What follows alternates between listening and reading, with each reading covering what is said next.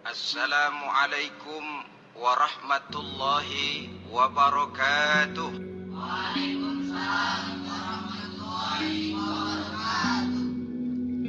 Saudara-saudara kaum muslimin rahimakumullah, kehidupan akhirat bukanlah dongeng dan tahayul, bukan khurafat dan hayalan. Kehidupan akhirat, hari kiamat adalah kebenaran dan kepastian.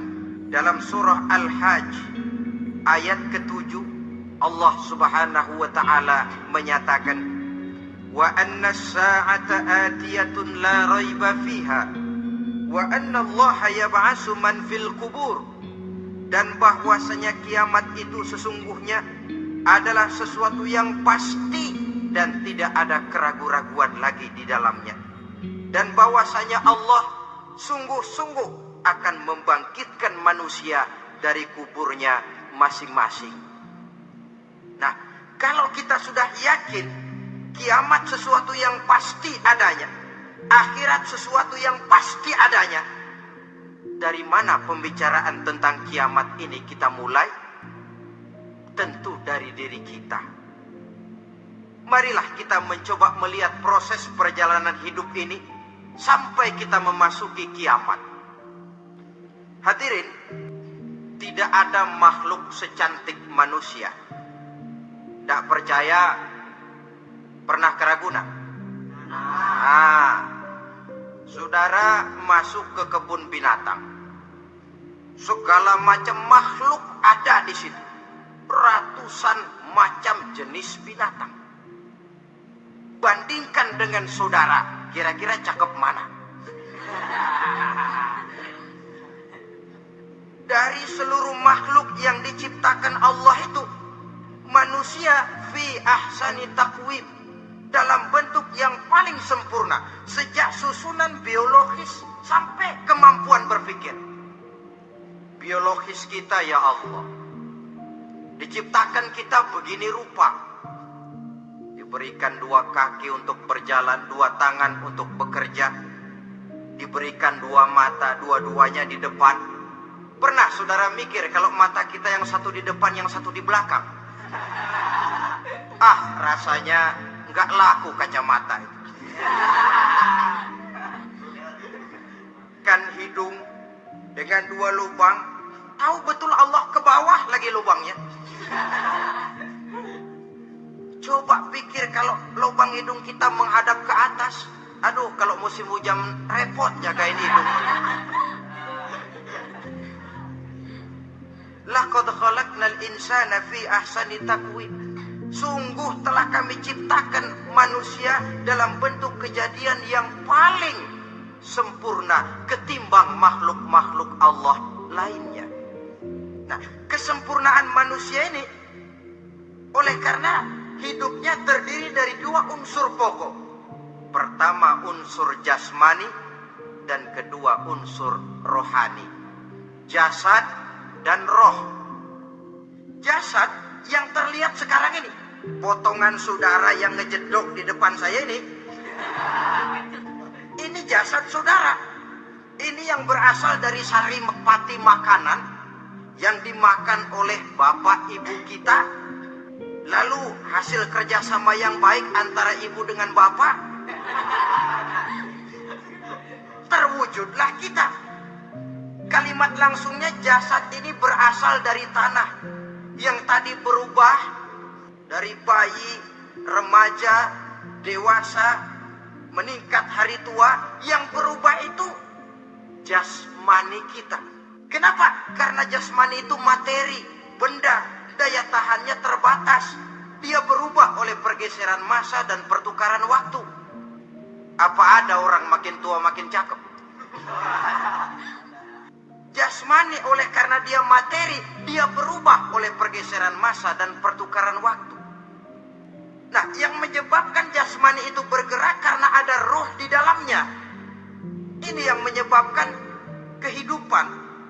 Ini yang menjadi sumber kehidupan, pusat kesadaran dan pengertian dalam kehidupan manusia.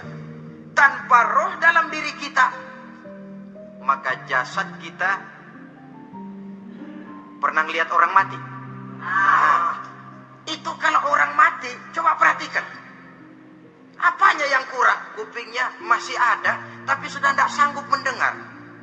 Matanya masih lengkap, tapi tidak mampu melihat. Jangankan melihat, terbuka saja tidak. Mulutnya masih ada, tapi sudah tidak bicara lagi. Telinganya cukup, tapi sudah tidak sanggup mendengar. Kakinya lengkap, tapi tidak mampu lagi berjalan. Apa penyebabnya itu? Ternyata jasmani kita, jasad ini, manakala sudah ditinggalkan oleh ruh, dia tidak akan bisa berdaya apa-apa. Tidak mampu berjalan, tidak pula berbuat, tidak pula bekerja apapun saja. Saudara-saudara, dua-duanya punya kebutuhan. Jasmani ada kebutuhannya, rohani pun ada kebutuhannya. Jasmani yang jelas perlu makan, perlu minum, perlu tidur, perlu pakaian, dan sebagainya. Nah, apabila saat berpisah datang, ajal sampai, berpisahlah roh dan jasad. Dan itulah yang dinamakan dengan maut. Jadi, apa sih mati itu? Mati adalah berpisahnya roh dengan jasad. Sebab itu Islam sangat menganjurkan kita untuk banyak-banyak mengingat mati. Bagaimana caranya mengingat mati? Pertama, mati itu kan pasti. Kira-kira yang hadir di sini ada yang nggak mati nggak kira-kira? Semuanya bakal mati kan? Berani? Berani. Sekarang mau? Saudara, sebenarnya kalau kita merenung lebih jauh, orang itu tidak perlu takut mati. Walaupun tidak boleh terlalu berani menghadapi mati. Karena bagaimanapun takutnya kita kepada mati, toh dia pasti datang. Bagaimanapun beraninya kita mati, kalau belum ajal, dia tidak mati juga.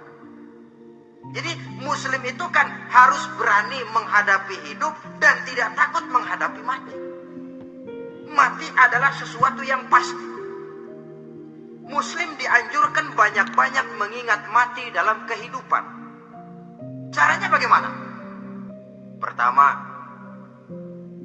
berziarah nengokin teman yang sakit. Ya? Suka nengokin teman yang sakit enggak? Oh, itu pahalanya kata Nabi. Menengok orang yang sedang sakit lebih afdol daripada sholat sunnah 1000 rakaat. Apa pernah saudara sembahyang sunnah sampai 1000 rakaat? Nengokin orang sakit pahalanya lebih afdol daripada itu. Kenapa menengoki orang sakit mengingatkan kita kepada mati? Iya ya, ini teman saya yang kemarin segar banget, bercanda sama saya, ketawa sama-sama, sekarang terbaring tidak berdaya, hilang kemampuannya, hilang keceriaannya, sakit. Iya kalau sembuh, kalau ajal, iya sekarang giliran dia, kalau jatuh ke saya. Lalu menghibur teman dengan kata-kata yang enak, yang akan mendatangkan sugesti supaya dia cepat sembuh. Jangan nengokin orang sakit, jujur. Sakit apa lu? Perut. Emang teman gua kemarin sakit begini mati. Wah, itu orang bisa jadi shock lantaran etika kita tidak akan sampai ke sana. Menjenguk orang sakit akan mengingatkan kita kepada mati. Apalagi